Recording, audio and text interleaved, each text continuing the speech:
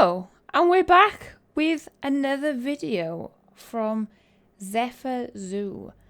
And in this video, we are going to be building both another food court because our guests are like hungry hippos and they just won't stop eating, and also a pangolin habitat. So I think we start off with the food court. I have watched through this video once because it was quite a while ago that I actually recorded this, so I needed to refresh my memory of exactly what we were doing. So this is where we're building the food court. So like, this is kind of like a bit of a bigger one. Like I know we've got one at the entrance, but that one's, I think there's like 2 stalls there. No, there is 4 stalls there. But honest to goodness, I don't know what these guests are like. I love it when they come out. I gotta fire them all now, and then they all walk away, and it's great. But they just always want. They're always hungry, always hungry. Like I can guarantee when I'm playing in like franchise mode or challenge mode, I can guarantee that the thing that they're annoyed about is that they're too hungry and they're too thirsty, and I'm just like. You know, we have like 10 animals here, but there's like about 7 different places you can get food and drink from, and you're still like, oh, I don't know where I can't walk like 27 steps over there. I want it right in front of my face when I'm hungry or thirsty. They're terrible.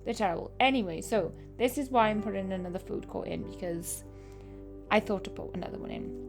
And also I wanted to use these nice shells where they're sort of spaced, where you've got like the signs in the middle. I don't think you can write on them, although I haven't actually tried. I should try actually. Maybe next video when I go in, I will see if I can actually edit those signs, because there are editable signs in Planet Zoo that are like the sandwich board. So maybe if I click on them, maybe I can actually edit them and put what the stalls are, which would be very, very helpful. So yeah, just going in and putting in some picnic benches, keeping the same theme, using the same picnic benches and the umbrellas that were in the entrance. This is me trying to put the path. So sometimes the path, like you can see, I did like that weird gap in between, and usually that's because the terrain isn't completely flat. So if you have that problem, you want to keep all of your zoo on the same aligned grid. If you just go in and where you've already built path, just come from there and do flatten to surface, then it should work. It can be a little bit fiddly. Sometimes you think, well, I flattened all that and it still doesn't work, but it will work eventually. Just bear with. So with this, I've made like a kind of small-ish habitat for the pangolins. I could have built it bigger, but the pangolins, they don't like too many of them in there. I think they only like 2 adults at a time, maybe 3 if I remember correctly, possibly 2. So and they're so small as well. There's not much need for them to have like a massively huge habitat. So that's why I've built this one quite small. Obviously, when we go to like the bigger animals, like the lions and the tigers and all that sort of stuff, they will have pretty massive habitats, because bigger animals need more space, obviously. This is me making an absolute pig's ear of this of the barrier, but I get there in the end. There we go, done it. So I wanted to do with this one, so I'm trying to, with each habitat, I want to kind of show you guys a different way of doing each habitat. So I want to have each habitat to be different. So with the peacocks, we had the walk-through environment where the guests could walk through the entire enclosure. So with this one, you'll see in a minute, I do a elevated viewing platform.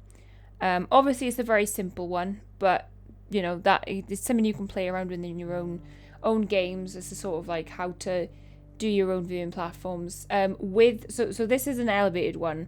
You can also do ones where they're sort of like subterranean, I guess. I suppose you do like a dip in the floor, and then you can build it so that you can see the animals in the water. So I will be doing that as well for whichever, probably the Gariel, I'm not quite, they look like little alligators or crocodiles, and I might put them in there for that, or if we do like crocodiles, because there are crocodiles in here as well. So I'm just putting the pangolins in just to make sure that when I am doing all the terrain edits and stuff, that it is appropriate for them, because it's nothing, and it's the hardest thing when you do it all and then you put them in and like, oh, there's too many trees in here, like, oh, but it looks beautiful, like, can you just pretend that they're not there? No, okay.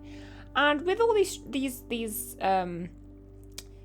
the sleeping quarters and stuff, like the ones, if you want to use the ones that are pre-made in the game, go for it. Like, they are wonderful. They are so nice. I like making mine only because I like to have them all looking a little bit different, and I find a lot of the, especially for like the little animals like the pangolins and the maybe not so much the peacocks, but definitely the pangolins, even like the smallest ones seem too big to me. They seem quite, what's the word I'm looking for? Unnecessary for such a small animal. And they're so open on the sides as well. Like, you've got like the wooden floor, and then just like the wooden roof with the wooden, I'll say wooden all of the time now, the like log poles to hold the roof up. And I mean, that's fine. And I mean, that's great if that's what you want to use. And like, some people put like shielding vegetation around, so like the bulrushes and the bamboo and stuff, which looks fine.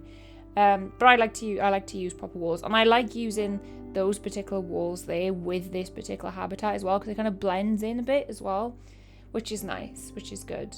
I might as well do so I did on another Planet Zoo save file. I didn't actually end up saving it because I'd built the zoo far too big, and it just went phew. I had run out of money so fast. But I had done a completely glass barrier for wolves, and it looked really cool, because I sort of felt like, well, it's like as if they're still contained, but they might feel as if they've got more space than they actually have. So I thought that was nice as well. So I might put that in for one of the animals as well in this zoo. So just going in and decorating everything. I think I did an okay job of this one. Usually I find it quite difficult sometimes to like put enough plants in, because the pangolins, they like a lot of coverage, but I find it hard to put enough plants in for it not to look cluttered. But then by here now I changed my mind so many times of what to put there, because kind of like, shall I put a tree? But then people can't, it's kind of in the way of things. But a lot of this game is just trial and error, just sort of feeling stuff out, seeing how things go. I mean, I think it's a creative great game, and with any creative thing, it's all a bit trial and error. I mean, you don't have an artist that just paints a masterpiece the first time they put pen to paper. Do you know what I mean? Like that doesn't happen. So just double check. Oh, that's me putting the educators in, because we haven't got any. Changing the talk to Pangolin. And so here now, in a second, so we're just putting some flowers in. The other side, I put in some raised flower beds. Now, it wasn't until I watched this video back for the first time that I realised that the dirt that I put in these flower beds clips through the hedges of the peacock habitat environment. I guess it is an environment. So what I'm going to do is on the next video, so I haven't actually recorded the next one yet, I am going to go in and take all the dirt out and put new ones in, because the dirt I've put in, you'll see in a minute, it's all one piece, so it's very close to the wall anyway, so I don't think I can move it any closer to the wall to stop it clipping through to the hedge. So that was a bit of a nightmare, but we'll sort it. It sounds more work than what it probably is, so we'll go in and do that. I don't know what animal to do next. So if you've got any suggestions, guys, of what animal you want me to do next, for the what habitat shall we build next, let me know in the comments, and I'll have a bash. I'll probably, so what day are we? This is Tuesday, so I'm filming this on a Tuesday, and I'm going to put this up as soon as it's all done, so we'll probably go up tonight actually. So I'll probably record the next video over the weekend. So if you let me know before Saturday, so you have a couple of days, of what animal you'd like to see next, that'd be awesome. Also, guys, I have every single pack now. I treated myself and I bought all of the packs, apart from like is it like the super deluxe one where you get like 3 extra animals?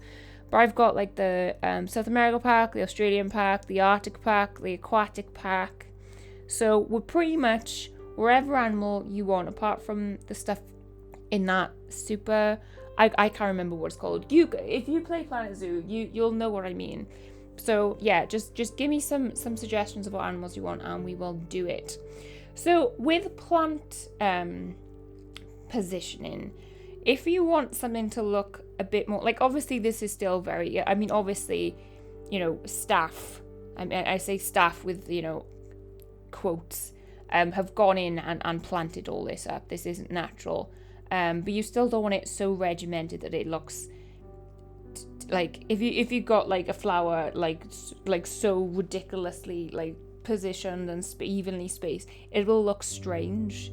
So you always want to, even though it still looks quite organized, I would go sporadic and sort of random with the flowers. I mean, sometimes it does work. Like with some places it does, but with big places like that, it tends not to work. So this is me just going through the zoo again. We got the peacocks and just having an overview of everything. So guys, if you want to see more content like this, make sure to subscribe. We have videos very, very frequently. I think we just do an overshot of the thing now.